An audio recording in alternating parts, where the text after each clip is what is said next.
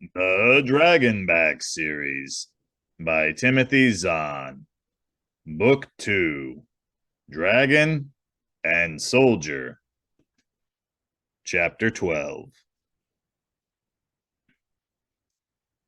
The second floor was much like the first. Wide spaces, tables with merchandise, no cover near the windows. Dracos didn't pause, but continued up the next stairway to the third floor. There he found what he was looking for. This floor, instead of being devoted to merchandise, had been divided by low partitions in an orderly maze of small office-like areas. Even better, the windows were partially covered by thick decorative drapes. Keeping to the cover of the partitions, he made his way to one of the side windows and looked cautiously out. The side of the next building was perhaps 10 feet away, an easy leap for a Kadar warrior. He scanned all the windows, but there was no one in sight. Apparently, the attackers were concentrating on the street side, where the edgemen were pinned down. Still, they hadn't completely neglected their defense on this side. Between the two buildings, a steady trickle of popcorn bombs was raining down. It was an interesting defensive method, one which the Kadar and Shantine had never used. The popcorn bombs were propelled outward from a central launcher somewhere on top of the building.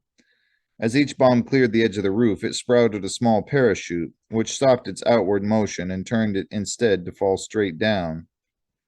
The parachute then popped off, sending the bomb falling at normal speed toward the street below. For a few seconds, Dracos watched the bombs, studying their pattern. With the proper timing, it should be cub's play to get through it.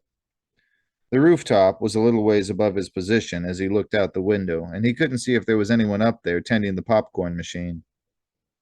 Still, in the Edge manual, it had said such devices ran automatically, so it had probably been left on its own. He would have to risk it.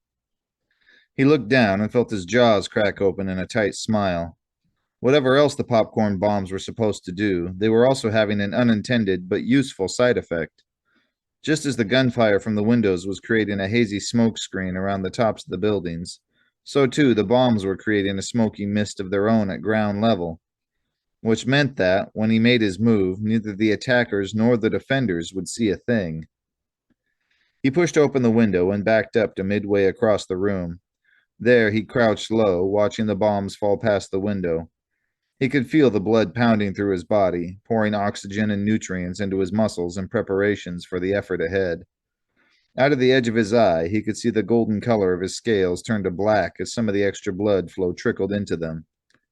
The Kadar warrior was ready. Across the room, the pattern of falling bombs reached the proper point. Digging his claws into the carpet, he charged. A quick sprint took him back to the window. He jumped up to the sill with his front paws, got his rear paws planted on the sill behind them, and leaped up and outward.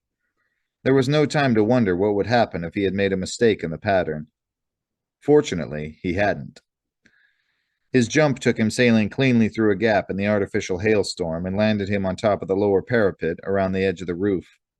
The popcorn machine had been set up near the center of the roof, spitting its deadly dispatches toward and over the edges. As Dracos had expected, there was no one tending it. Staying low beneath the stream of bombs, he sprinted across the roof. This particular machine was slightly different from the one that had been shown in Jack's manual, but it was similar enough. Two quick slashes through the power and control cables, and the rain of bombs stopped. Beside the machine was a trap door leading down into the building. Prying open the popcorn machine's magazine, he pulled out two of the small bombs. Then, ready to toss them in if necessary, he pulled the trap door open a crack. He flicked his tongue into the gap. There was an alien tang in the air, almost buried beneath the taste of the explosive powder of the guns. The taste of paraffin was there too, but faint and stale, plus the stronger scent of a human. Neither the human nor alien scent seemed to be nearby. He lifted the trap door the rest of the way up. Below was a narrow stairway leading down to a door that had been propped open. No one was visible, and the enemy did not seem to set any alarms or booby traps. Tucking his two popcorn bombs out of the way beneath his forearms, he headed down. The open door below led into the center of a corridor lined with 10 doors. Apartments, he decided, or possibly private offices. Silently, he prowled down the hallway, listening and tasting at each door. At the second and fourth doors to the left, on the side facing the street, he found the enemy. He took a moment to lay the 2 bombs on the hallway floor by the 4th door, where the door would strike them if it was opened carelessly. Then, returning to the 2nd door, he pulled it open. The attacker's setup was again something he'd seen in Jack's manual. At the window sat a slender, long-barreled weapon on a tripod angled sharply downward to fire at the street. A belt of ammunition ran up to it from a small suitcase on the floor. The gunner himself was of a species Dracos hadn't met before, short and stocky, with large ears and clumps of feathers poking out of a molted red and purple skin. His heavy battle vest had a shoulder patch showing a long, curved sword, and his scent matched the alien smell Dracos had tasted by the trap door. He was seated cross-legged in the center of the room, well back from the window, leaning comfortably against the front corner of a large desk. With the help of a small video monitor in one hand and a control stick in the other, he was firing the weapon by remote control. Foolishly enough, he was sitting with his back to the door.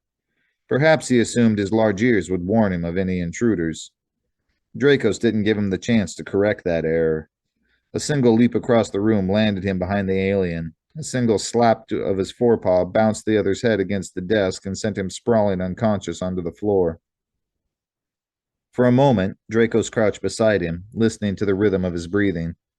The soldier was alive, but definitely out of the fight. 1 room down, 1 more room to go, and then he would have done all he could. He turned back to the door and paused as a sudden thought struck him. Perhaps he wasn't quite finished here yet. He spent a minute learning how to work the control stick. Then, manipulating the buttons and wheels delicately with his claws, he raised the muzzle of the gun to point at the building across the street. Studying the monitor, he located one of the windows where a similar gun was firing down into the street. Smiling to himself, he lined up the crosshairs on the other gun and fired. The result was all he could have hoped for. His bullets hammered into the other weapon, shaking it like a puppet with tangled strings and toppling it back out of sight. Swinging the gun to the right, he found the next enemy weapon and again opened fire. This gun was sturdier, and it took him 2 bursts to knock it out of action. He swung the gun toward the next building over, aware that his time was rapidly running out. If the operators of the 2 ruined weapons were quick and smart, they would alert the soldier 2 rooms away from him that this weapon had fallen into enemy hands. The soldier would then come and try to take it back. The enemy was definitely smart, and even a little quicker than Dracos had expected. From down the corridor came a pair of sharp cracks as the 2 popcorn bombs he left behind the other door went off. The enemy was coming. He took another 2 seconds to ruin 1 more enemy weapon, then dropped the control stick and loped back toward the door. Leaping up, twisting to the side in midair, he landed with a gentle thud against the wall just above the door. His claws dug into the hardwood and held on. Just in time. Beneath him, the door was pulled violently open, and a burst of gunfire spattered across the empty space. Seeing no one but his unconscious comrade, the soldier shifted his aim toward the desk, the only reasonable hiding place in the room. The bullets hammered into the wood, sending chunks of splinters flying. It was just as well, Dracos decided as he gazed down, that he hadn't tried to hide there. The gunfire stopped, and a human soldier eased cautiously into the doorway, his gun held ready. Unhooking 1 paw from the wall, Dracos leaned over and slapped hard at the side of the man's head. This one was tougher than his alien comrade had been. The blow sent him staggering to the side, but he managed to stay on his feet. He shook his head once as if to clear it, just in time to catch the slap of Dracos' tail as it struck him in the same spot where the first blow had landed. The man toppled to the floor, his gun clattering out of his grip, and stayed down. Dracos slipped out of the room and headed back toward the stairway. The hallway was empty, but he knew it wouldn't be for long. Already he could hear several pairs of footsteps moving upward from the floor below. Either more of the attackers were coming to investigate, or an advance party of Wynyard's Edge defenders was on its way. Either way, his time had run out. He reached the stairway and climbed toward the roof, noticing as he did so that the gunfire outside seemed to have ceased. As he eased his head up through the trap door, he found out why. In the distance, heading toward them at high speed, were 3 small aircraft. So the Wynyard's Edge had finally called in air support. About time. He raced across the roof, hoping Jack was still where he left him. He reached the edge and in a single move leaped up onto the parapet and threw himself into a flat dive toward the window he'd originally left. His jump was slightly off, and his paws fumbled a bit as he ducked in through the window. Regaining his balance, he retraced his steps through the partitions and back to the wide stairway. He'd made his way down to the second-floor landing. There he paused, listening. The three parapets were talking quietly, and from the direction of their terse voices, he could tell they were still sitting or standing at the bottom of the stairway. Unfortunately, Jack was keeping quiet. Had he moved away somewhere? If so, there might be a problem getting back to him without the parapets seeing him. And if he didn't move quickly, the parapets would be the least of his worries. With much of the attack broken and the aircraft dealing with the rest, he could see through the windows that the edgemen were beginning to move purposefully around in the street. One of the first tasks, he knew, would be to check the nearby buildings for enemies. All the buildings, including this one. He focused his attention on the stairway railing. A metal railing, and metal, he knew, conducted sound quite well. Reaching up, he gave it 3 gentle scratches with his claws. To his relief, there was an immediate answering scratch. He lifted his head carefully, just far enough to see Jack had one hand resting on the railing, the fingers beckoning impatiently. Slinking down the stairs, Dracos reached the spot where Jack stood. He touched the boy's hand and slid quickly up his sleeve as he changed into two-dimensional form. Shifting along Jack's skin, he worked his way around into his accustomed position. Just in time. Across the room, the door slammed open. Moving carefully, Dracos peered out through Jack's shirt. Sergeant Grisco stood framed in the doorway, a small machine gun held high across his chest. Behind him, Dracos could see Allison Cana and Jommy Randolph. "There he is," Jommy said, pointing past Grisco's shoulder. "I told you."